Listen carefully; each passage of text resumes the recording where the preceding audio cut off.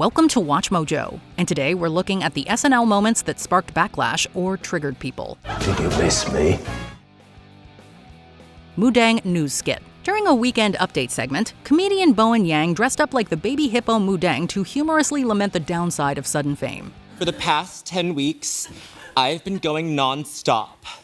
Running around, eating lettuce, trying to bite the hose from the water from a hose. It didn't end there. The comedian took it up a notch by linking Moo Deng's viral popularity to pop star Chappelle Roan's. It was a swing at satire, but it landed awkwardly for some viewers. Critics felt it was mocking Roan's struggles, especially since she backed out of a festival to focus on her well-being. And trust me, I know I would not be in this position without my fans, my community, my Moo Deng boo-thangs.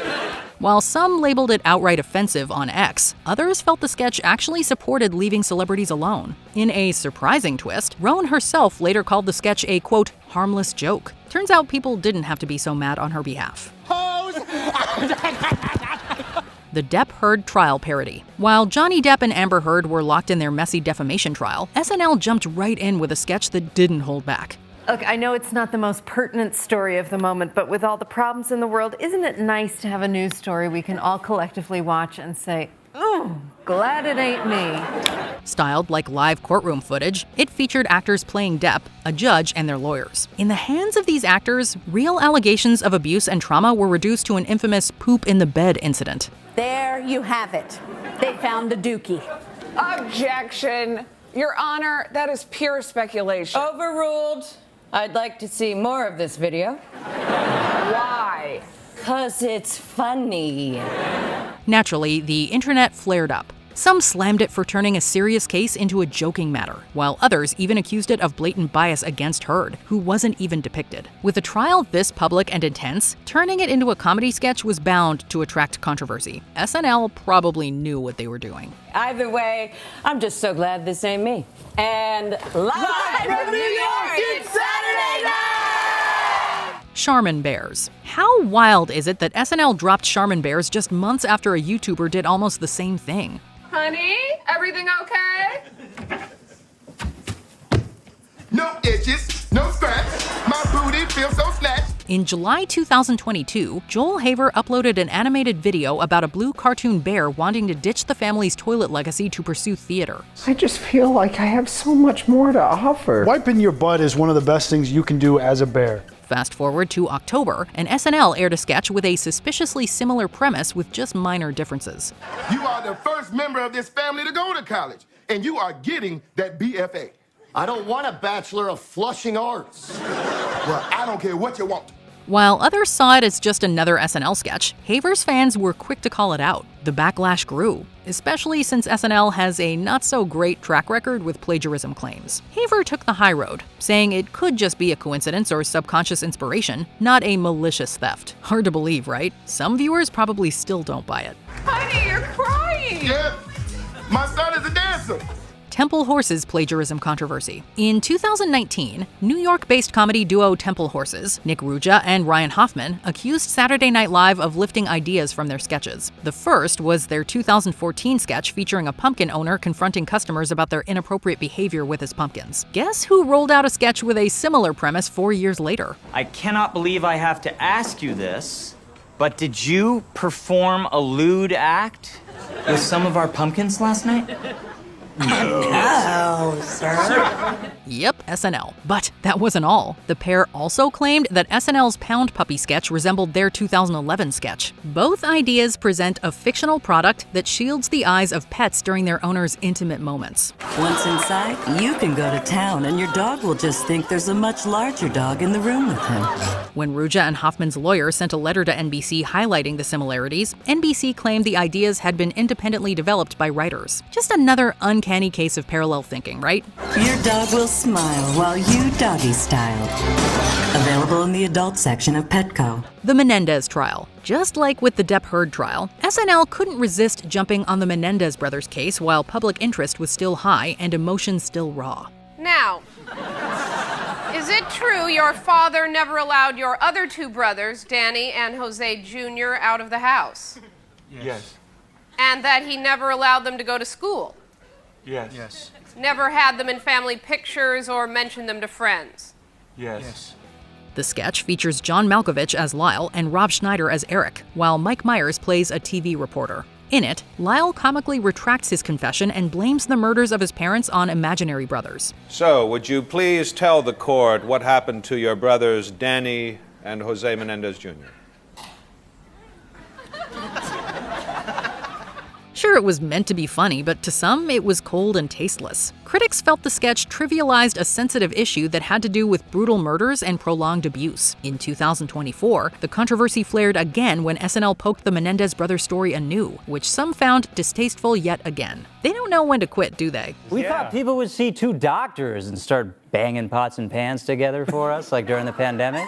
Instead, people keep yelling things like, "You're innocent and you're so hot." The White Lotus parody. A joke might seem harmless, but when you're the target, it can hit pretty hard. In April 2025, SNL aired a political parody on HBO's hit show The White Lotus, but one part didn't sit right. Hello, Earth to Donald. It's your wife, Melania. Are you okay? Huh? Oh, yeah, sorry. In it, Sarah Sherman plays Amy Lou Wood's character Chelsea with ridiculously large fake teeth and an over-the-top British accent. What if we took all the fluoride out of the drinking water? But what would that do to people's teeth? Fluoride? What's that? Even for SNL, it felt like a cheap shot. Wood did not find it funny. She took to her Instagram story to call the sketch mean and unfunny. Fans rallied behind her and the backlash began. Eventually, SNL apologized and Sherman sent flowers to Wood. But still, maybe next time, leave people's features out of comedy, especially when they've openly shared how sensitive it is for them. No, not the monkey. Alec Baldwin versus the Scouts. Canteen Boy was a recurring SNL character in the 90s, played by Adam Sandler as a clueless man-child who never outgrows the Boy Scouts. Canteen Boy, come over here. Hang on a sec, fellas. I got a bit of a situation over here. You can relax, Canteen Boy. That thing's made of wood. So it is. During one Valentine's Day episode hosted by Alec Baldwin, things got weird. Baldwin plays Mr. Armstrong, a scoutmaster who flirts and makes suggestive moves toward Canteen Boy, all played for laughs. I'm sorry, Canteen Boy. My beard is scratchy, isn't it? No harm done. Some viewers were creeped out by it, turning off the show mid-air. Even the Boy Scouts of America blasted it for making light of abuse. A disclaimer now appears in reruns of the sketch, clarifying that Canteen Boy is actually 27. But for some, it's still a sour note. Even goofy jokes don't sit well, especially when they seem to tiptoe into predatory territory. Hey, you know what? The park ranger just called. He said 1 camper per sleeping bag. Sorry. Adios, amigos. God, you make me laugh, Canteen Boy. Wayne's World versus Chelsea Clinton. SNL has taken plenty of shots at Hillary Clinton over the years, but one sketch crossed a line she couldn't ignore. In a 1992 episode, Wayne and Garth listed the top 10 things they liked about Bill Clinton. Okay, number 10, all right? Universal health care. I don't know, it just seems to make sense in these days, that's all. One entry stood out for all the wrong reasons. This item, named Chelsea, basically made fun of the then 12-year-old Chelsea Clinton by implying she wasn't much to look at. It was mean-spirited and inappropriate, sparking instant backlash. Hillary even penned a letter to SNL creator Lorne Michaels expressing her disapproval. Mike Myers later wrote a letter of apology, and the joke was removed from reruns. It sucks donkey. It sucks rhino. It sucks woolly mammoth. Taking a shot at a public figure is one thing, but dragging their child into it, that's just low. The Nude Beach. Way back in 1988, SNL aired a sketch that pushed the boundary of what was acceptable on TV at the time. Come on. Is this great or what, huh? I don't know. I feel a little self-conscious, Bob. I mean, I've never been to a nude beach before. Oh, come on. Will you stop with this? You have nothing to worry about. In the sketch, Matthew Broderick plays Doug, a newcomer to a nudist beach who feels self-conscious about his body. Meanwhile, other characters casually and repeatedly comment on each other's genitalia. So, Doug, where are you from? Montpelier, Vermont. Ooh, cold up there. Must be tough on your penis, huh? The sketch even ends with a humorous song, repeating a certain word over and over. It was bound to ruffle some feathers, and it did. SNL reportedly received 46,000 letters, largely driven by a Christian nonprofit group's campaign. The fallout didn't stop there. The uproar also cost SNL major advertisers, proving once again that pushing buttons comes with a price. So to those of you who missed the point, grow up. Really, come on. the Claudine Lier Invitational. SNL didn't start pissing off people today. It's been stirring the pot since 1976, barely a year after the show debuted. Well, we certainly have a beautiful day for it, Tom. Right you are, Jessica. One of its earliest scandals came from a sketch poking fun at Claudine Lier, a French pop star accused of shooting her boyfriend, a ski legend. In this sketch, skiers tumble down slopes while Saturday Night Live announcers jokingly blame each fall on Lier's accidental shots. He's a little... Uh-oh, he seems to have been accidentally shot by Claudine Lier. Around that time, Lier had just received a 30-day sentence for accidentally killing Spider Savage. The public was outraged, and SNL dove right into the drama. Lier's lawyer did not find it funny. He sent SNL a cease and desist letter, and the sketch show was forced to offer its first on-air apology. Oh, well, this has been Tom Tryman. And Jessica Antlerdance. Here in Vail, Colorado, at the Claudine Lier Invitational. Ski shooting, that's very funny. The rise and fall of Shane Gillis. Most of you probably have no idea who I am. I was fired from this show a while ago, but if, don't look that up, please. The stand-up comedian and podcaster definitely wasn't the first SNL cast member to be fired from the show, even before ever appearing in an episode. But it's safe to say that he's the most prominent. I probably shouldn't be up here, honestly. I should be home. I should be a high school football coach. That's what I should be. Slated to appear alongside Bowen Yang and Chloe Fineman ahead of SNL's 45th season premiere in 2019, Gillis was quickly ejected from the cast following accusations of making racist remarks on a podcast appearance a few years earlier. Gillis's comedy career didn't suffer permanent damage, and he was even invited to host SNL during its 49th season in 2024. You know how when a woman's biological clock is ticking, she sees like a baby in a stroller and is like, oh my God, your baby. Like that's how I am if I see like a big 15-year-old. I'm like, oh my God, look at the size of that kid. Tim Tebow, Jesus, and everything in between. Hey everybody. Oh, Jesus, he has risen.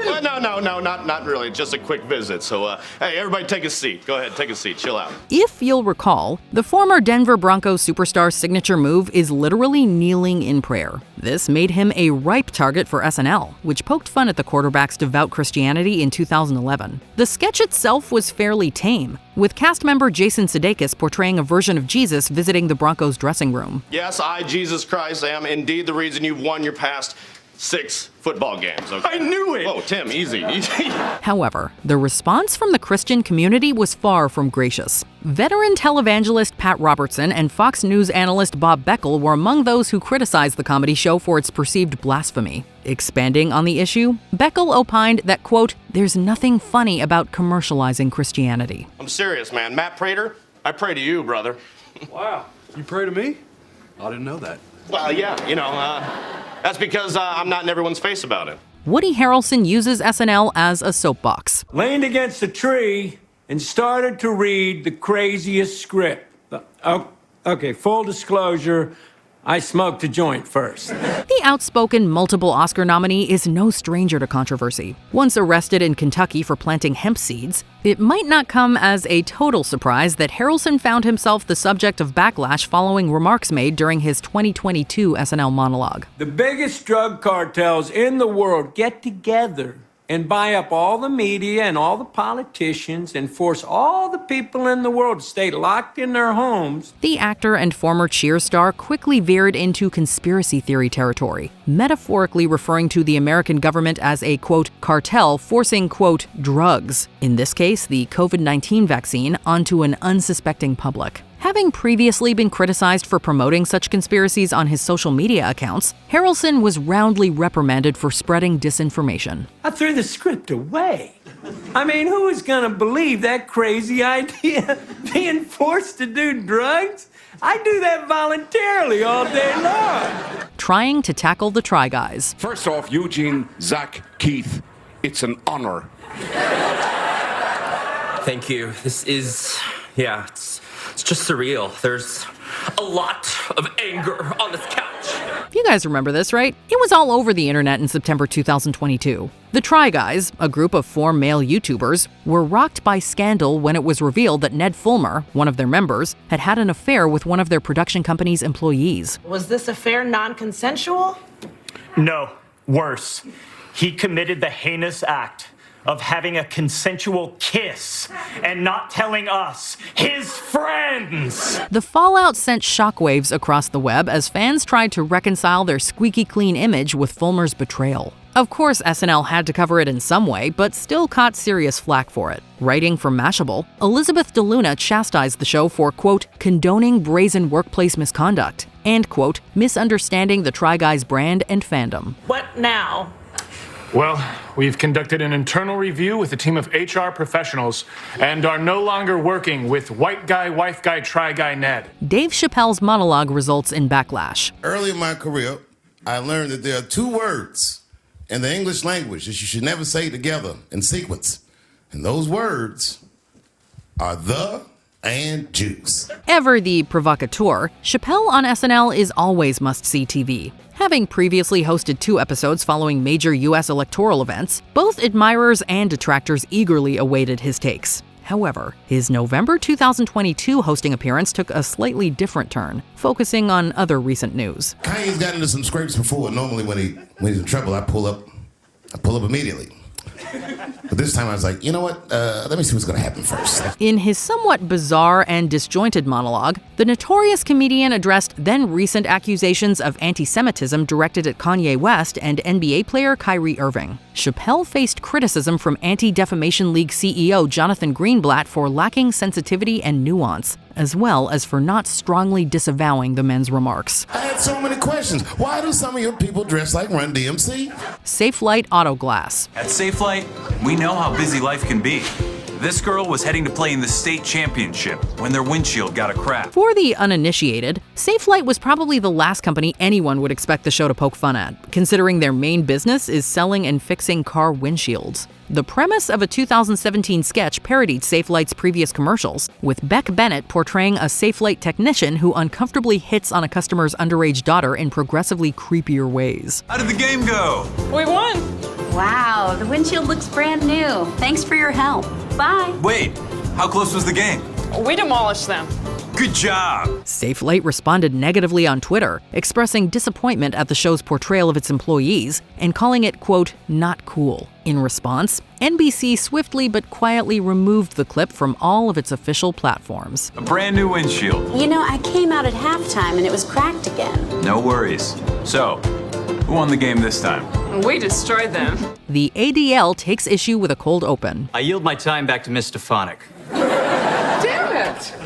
I am here today because hate speech has no place on college campuses. When a show tackles hot-button issues on a weekly basis, it's bound to rile some people up. On December 5, 2023, the United States Congress held a hearing about anti-Semitism on American college campuses in the wake of the October 7th Hamas-led attack on Israel and subsequent related protests. Hate speech belongs in Congress, on Elon Musk's Twitter, in private dinners with my donors, and in public speeches by my work husband, Donald Trump. On December 9th, SNL began a parody of this hearing, with cast member Chloe Trost portraying U.S. Representative Elise Stefanik. The sketch took aim at Stefanik and the Republican Party at large for being vocal about this issue, but choosing to remain silent about other similar topics. SNL took heat on social media from the Anti-Defamation League, New York Post, and Republican politicians about their handling of the issue. This is personal for me. While I am not Jewish, I'm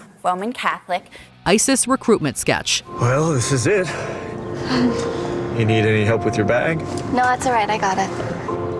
How about some walking around money? Dad, it's okay. Did anyone see where this one was going when they first saw it? Host Dakota Johnson and SNL cast member Taran Killam play a dad-daughter duo. Killam is seemingly dropping Johnson's character off at college in a parody of a 2015 Super Bowl ad for Toyota. You be careful, okay? Dad, it's just ISIS. When a truck full of arms-toting ISIS militants pulls up, it's pretty clear that Johnson's not going to college. SNL audiences didn't quite warm up to this absurd heightened spoof that leans heavily into dark comedy. The sketch was roundly criticized by social media users, with one person writing on Twitter, now X, quote, I say this as a lifelong SNL fan. The ISIS commercial was in poor taste. Scratch that. Horrible taste. Take care of her. Death to America. Gen Z Hospital. Doctor, please tell us what's up with our bestie. You all might want to sit down. What I have to say right now might be a little cringe. Just give us the tea. Billionaire businessman Elon Musk is a divisive public figure, to say the least. His SNL hosting gig on May 8, 2021 was no less polarizing than one would expect. While Musk's comedic chops received predictably mixed reviews, one sketch in particular stood out with regard to the controversy it raised. Your bestie took a major L while driving her Hellcat. Yeah, we saw. We tried everything we couldn't. Viewers were critical of Gen Z Hospital for its attempt to satirize contemporary trends. Beyond that, the sketch came under fire for its perceived attacks on African American vernacular English. Michael Che, who claimed credit for writing Gen Z Hospital, responded via social media, stating that he was unaware of the term's existence and insisting he meant no offense. Unfortunately, not right now, bro. You know the vibes. But I promise, if anything changes, I'll pull up. Say less, bro. Pete Davidson versus Dan Crenshaw. As we said, the midterm elections are next week. Here with his first impressions of some of the candidates is Pete Davidson. Whoever said SNL never had an effect on American politics? Okay, maybe no one ever said that, but it is slightly amusing to think that this Weekend Update segment is likely what got Congressman Dan Crenshaw elected. So the midterm elections are obviously a huge deal. And after I had to move back in with my mom, I started paying attention to that.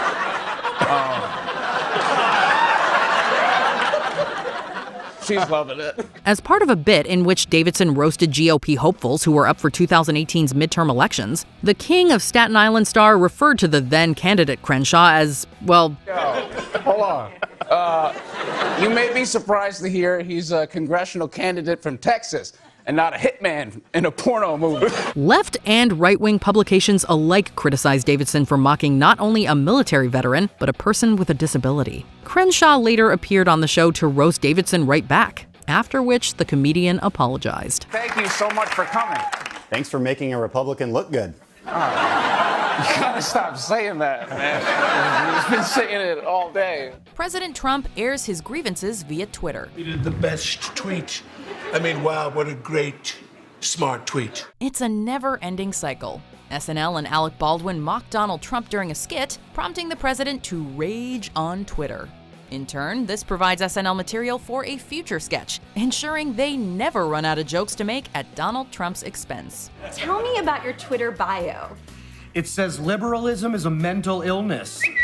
Whoa, I just got retweeted. Eventually, this cycle went meta, resulting in Donald Trump blasting SNL on Twitter about a skit making fun of how Trump uses the platform.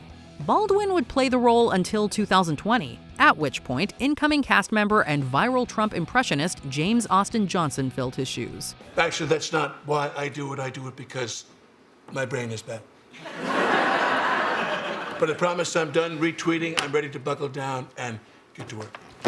Adrien Brody goes Jamaican after winning an Oscar for his fantastic turn in Roman Polanski's The Pianist. Adrien Brody seemed to try everything in his power to squander that momentum. Besides giving Halle Berry an impromptu kiss at the Oscars, the talented actor's improv skills were called into question on Saturday Night Live. While hosting a 2003 episode, Brody donned fake dreadlocks and tried out a Jamaican accent before introducing reggae musician Sean Paul. Brody has yet to re-host SNL, suggesting that Lorne Michaels was far from impressed. When Down syndrome was the punchline. You know what this song reminds me of? What? My dad. Humor works best when it's at the expense of someone else. So, over the years, Saturday Night Live has poked fun at nearly everyone. Still, why Down syndrome? He was running in the grass and chasing squirrels. The Danny's Song skit centers around a group of friends sitting at a bar fondly reminiscing about a few unsavory memories. It's the first day I ever thought to myself just, I have a dad, and not, I have a dad with Down syndrome. John Coleman, the CEO of the National Down Syndrome Society, wrote a scathing letter to Lorne Michaels, criticizing the sketch as insensitive and derogatory. NBC replied with an apology and thanked Coleman for sharing his concerns with them. He loved crayons. Martin Lawrence. Nowadays, it might be hard to believe, but there was a time when Martin Lawrence owned Hollywood. Man, oh man, look at all these white people. The Martin series was hugely popular, and he even made the jump to the big screen with Bad Boys and Nothing to Lose.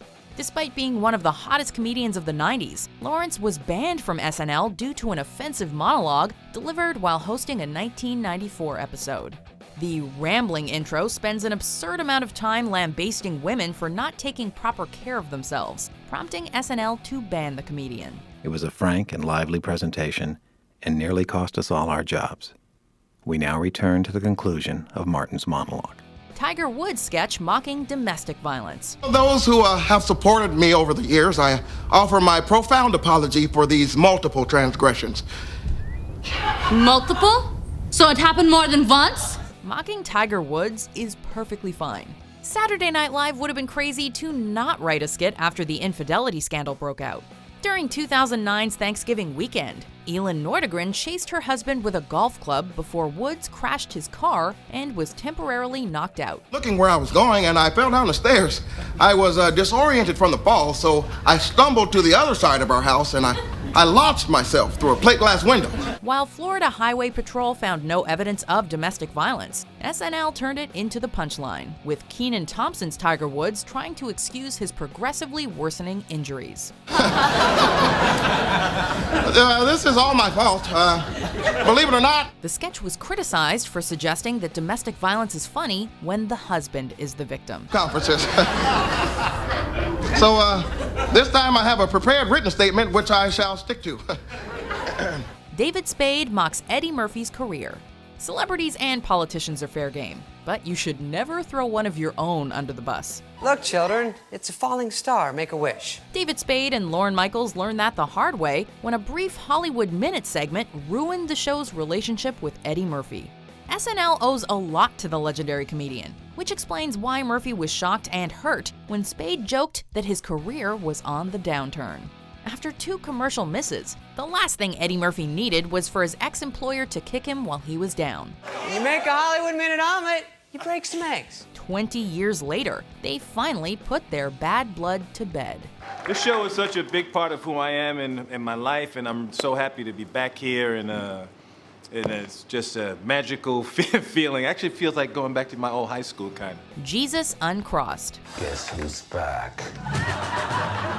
Jesus Uncrossed. Christoph Waltz is Jesus H. Christ in Jesus Uncrossed. The trailer spoofs Quentin Tarantino's Django Unchained and Inglourious Bastards by portraying a renegade version of Jesus who's out for revenge against the Romans who killed him. Jesus H. Christ! The H is silent. In the twist of the decade, a few religious groups did not take kindly to this over-the-top depiction of their Lord and Savior. When you get to heaven, say hi to my dad. SNL angered both Muslims and Christians, prompting the Council on American Islamic Relations to publicly lambaste Jesus Uncrossed as distasteful and disrespectful. We doubt anyone involved was surprised by the outrage. No more Mr. Nice Jesus. Laughing at a New York governor with a visual disability. Here to publicly address the issue is New York Governor David Paterson. Over the decades, Saturday Night Live has supplied great satire on America's political system, but their Governor Paterson sketch is not one of them. Since the politician is legally blind, Paterson does require assistance with some tasks, but otherwise is self-sufficient. SNL portrayed the governor as a Mr. Magoo-type character, stumbling into and ruining a few different skits. If you don't believe me, take a look at this graph that I got here. Now, as you can see... The governor was not pleased with the gag, explaining that it perpetuates the stereotype that the visually impaired cannot carry out even the most basic of functions. Whoever is appointed senator must, like me, be caught totally off guard and be comically unprepared to take office.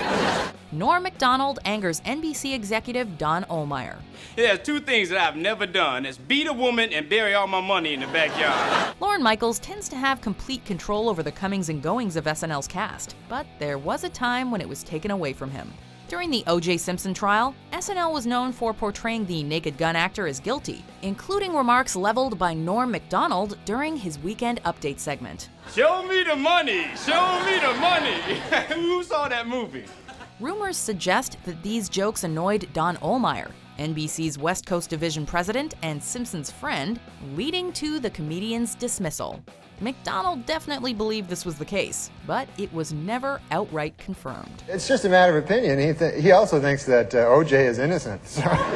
Before we continue, be sure to subscribe to our channel and ring the bell to get notified about our latest videos. You have the option to be notified for occasional videos or all of them. If you're on your phone, make sure you go into your settings and switch on notifications.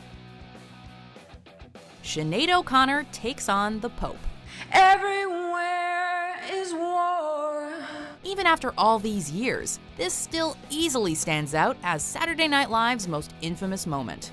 Sinead O'Connor had already garnered a reputation as a musician who's willing to rock the boat, but that was taken into overdrive in 1992.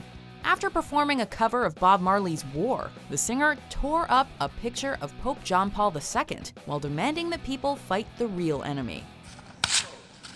Fight the real enemy. The moment did not help O'Connor's career, and Joe Pesci jokingly threatened physical violence during the next SNL episode. I would have grabbed her by her eyebrows. O'Connor would eventually gain support following the exposure and acknowledgement of the church's abuse and her 2023 death. What other SNL sketches went too far? Let us know in the comments section. Hey, come on, it's me, it's the juice.